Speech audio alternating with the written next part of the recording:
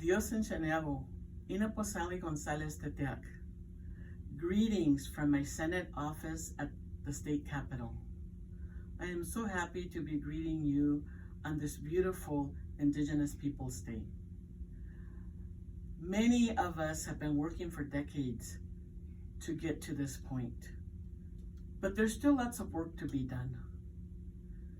I am happy that the governor signed today a proclamation making today, October the 12th, 2020, Indigenous Peoples Day. But that is not enough. We need every October 12th to become Indigenous Peoples Day. And I'd like to tell a story about when I began working on this issue. It was October the 12th, 1992. It was the quincentennial of Columbus Day. The day that today and every year that I've been a state legislator, I work on abolishing. I've worked hard on trying to abolish Columbus Day because of the atrocities, the genocide, the discrimination, and the oppression that all Indigenous people in the Americas, especially in the United States, have suffered for the mere reason of celebrating this day. And so in 1992, I would like to acknowledge, first of all, the late Anselmo Valencia, who on that day led us in a sunrise ceremony. And there were ceremonies like that all over the country because it was the year and the day that an Indigenous community around the Americas decided to take up arms, to raise our voices and get rid of Columbus Day. And so there's lots of work to be done, and our work continues.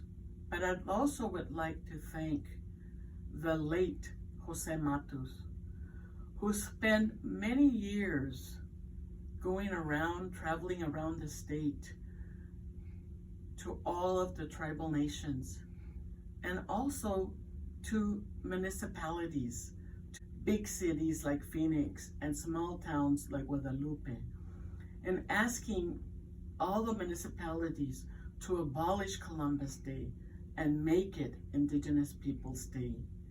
We're not there yet. There's still lots of work for all of us to do in getting to abolishing Columbus Day and making it Indigenous Peoples Day on October the 12th.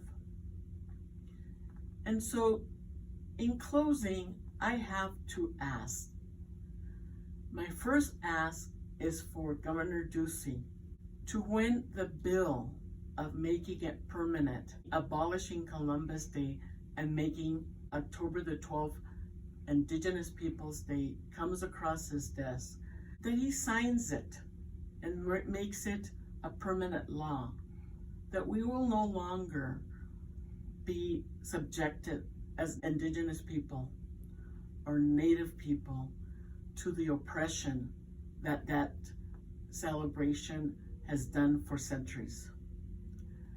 I also would have a second ask, and that is for all of us Indigenous people that are viewing, live streaming, all the events that are happening today, to register to vote.